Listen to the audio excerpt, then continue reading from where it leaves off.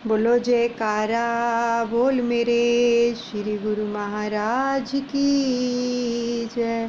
श्री परमहंस दयाल जी महाराज की जय। देखो, जब हम किसी भी कारण से परेशान हो जाते हैं ना, स्थिति किसी भी प्रकार से नारायण नारायण हो जाती है, तो हमारे मुख से ऐसे शब्दों का उच्चारण होने लगता है कि जो परिस्थिति नारायण नारायण होती हो और भी ज़्यादा नारायण हो जाती है। अब क्या है कि हम परेशान होते हैं, परेशानी की जगह पर हम जो है किन शब्दों का इस्तेमाल करेंगे कि हमारी जो परिस्थिति है, परेशानी की जगह परिस्थिति कर देंगे। जो हमारी परिस्थिति है वो नारायण है, यानी किसी भी प्रकार की हमारे ऊपर जब परेशानी आए तो हम क्या कहेंगे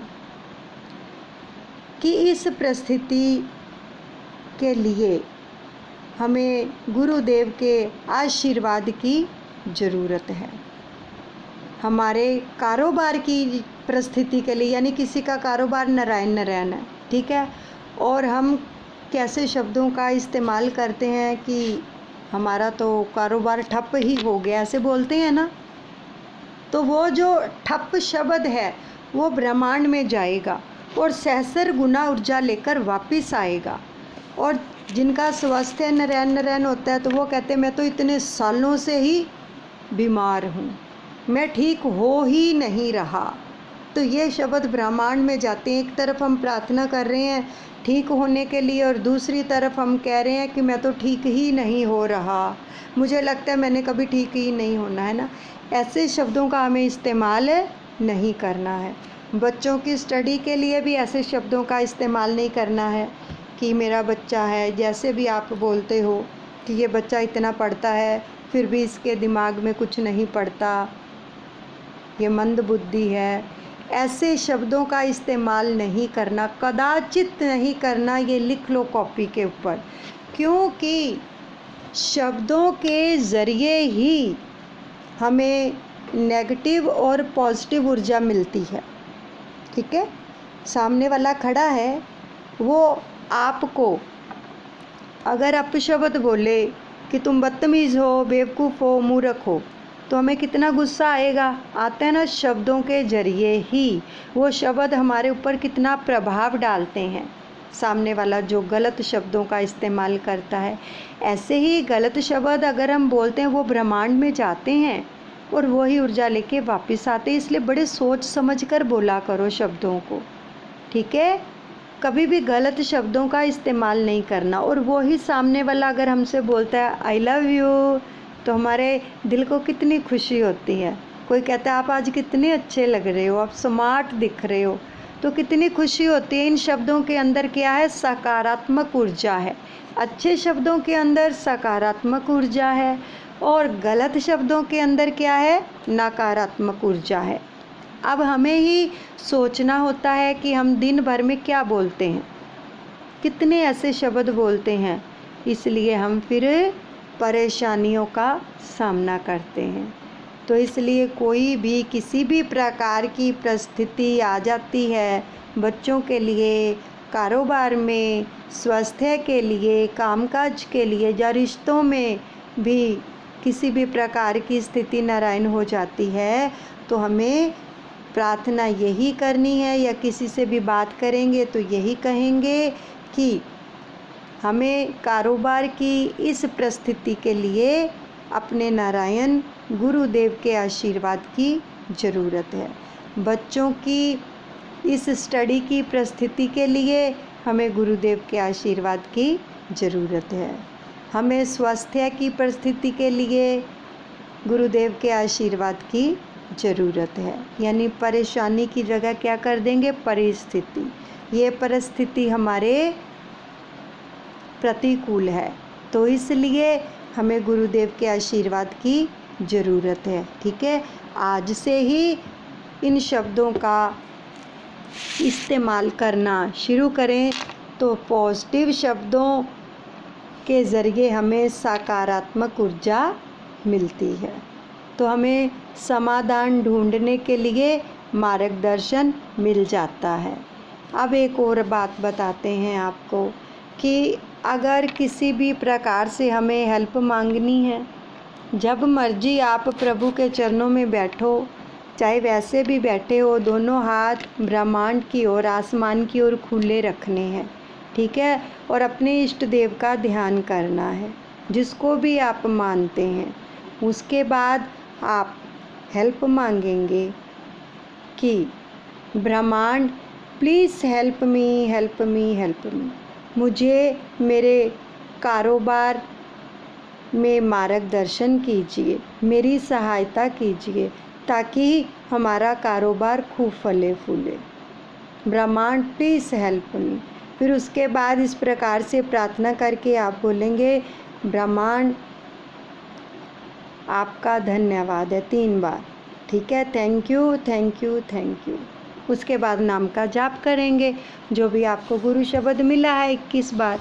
इस प्रकार से प्रार्थनाएं की जाती हैं। गलत शब्दों का इस्तेमाल करके प्रार्थना नहीं करनी है, ठीक है। आप किसी संत के पास भी जाते हैं तो उनको भी इसी प्रकार से प्रार्थना करेंगे कि हे गुरुदेव, किसी भी महात्मा जी के पास आप जाते हैं कि हमारे कारोबार की स्थिति के लिए, परिस्थिति के लिए हमें आशीर्वाद दीजिए। ये नहीं बोलना कि हमारा कारोबार डैश डैश हो गया है, नारायण नारायण हो गया है, ठीक है। यानी गलत शब्दों का इस्तेमाल नहीं करना। जब हम सकारात्मक शब्दों के द्वारा प्रार्थनाएं करते हैं और फिर बहुत खुशी मिलती है, क्योंकि नेगेटिव शब्द जब हम उच्चारण करते हैं तो नेगेटिव ऊर्जा भी हमारे पास पहुंचती है और आसपास भी सारी नेगेटिव ऊर्जा, नकारात्मक ऊर्जा ही जो है सब चीज़ों को घेर लेती है। तो इसलिए कभी भी नेगेटिव शब्दों का इस्तेमाल नहीं करना, अपने सदस्यों के लिए, बच्चों के लिए, अपने लिए और दूसरों के लिए कभी भी। अब किसी के स्वभाव में तेजी है, जिसका स्वभाव नारायण नारायण यानी क्रोधी है, तो उसकी भी चर्चा मत करें कभी, बल्कि प्रार्थना करें कि हे प्रभु, मुझे, यानी किसी के पति के स्वभाव में नारायण नारायण है, मुझे मेरे पति का जो स्वभाव है उसके लिए आपसे आशीर्वाद लेना है।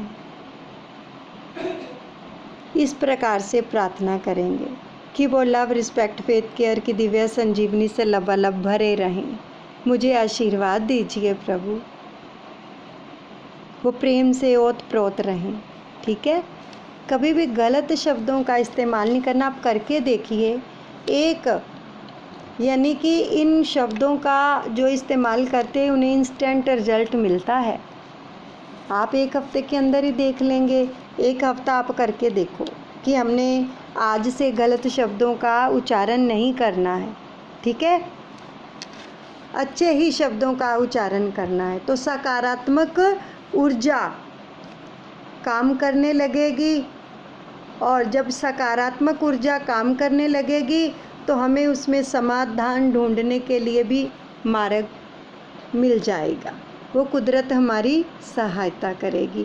क्योंकि देखो, जब हम ब्रह्मांड से हेल्प मांगते हैं, यूनिवर्स से, अपने सतगुरु से, अगर मान लो देखो हम बाहर खड़े हैं, गेट बंद है, हम बेल बजाते हैं ना, अगर बेल से कोई नहीं बोलता फिर हम नोक करते हैं, आवाज़ लगाते हैं। किसका भी घर होता है उसको आवाज़ लगाते हैं कि राम दरवाज़ा खोलो, उसको आवाज़ लगाई जाती है, तो आकर गेट खोलते हैं ना बड़े प्रेम से। ऐसे ही जब हम प्रार्थना करते हैं ना सकारात्मक शब्दों से, तो हमारी आवाज़ उस परम पिता परमात्मा तक पहुंचती है, उस ब्रह्मांड में जाती है। बड़े प्रेम से जब हम प्रार्थना करते हैं, तो अगर वो एक शख्स हमारी आवाज़ सुनकर आता है गेट खोलने के लिए, तो क्या वो परमपिता परमात्मा नहीं आएगा? वो हमारी आवाज़ सुनेगा नहीं क्या? सुनता है। वो तो कहते हैं ना, चींटी के जो नुपुर हैं उनकी भी आवाज़ सुन लेता है। तो क्या वो अपने प्रेमियों की आवाज़ नहीं सुनेगा? सुनता है। लेकिन बड़े प्रेम से पुकारिए। उसको लाना नहीं देना है, ना ही नकारात्मक शब्दों का उपयोग करना है। अगर हमारे आसपास वाले हमारी आवाज़ सुनकर हमारा काम कर देते हैं, अरे वो तो तीनों लोकों का स्वामी है, परमपिता परमात्मा है, सर्वव्यापी है और घट घट में व्यापने वाला है, अंतर्यामी है, तो वो कैसे बात नहीं सुनेगा हमारी? सुनेगा। तो इसलिए हमें कैसे प्रार्थना करनी है? सकारात्मक शब्दों के साथ, बड़े ही प्रेम से, अपने लिए भी, अपने परिवार के लिए भी और अपने प्रियजनों के लिए भी, दूसरों के लिए भी।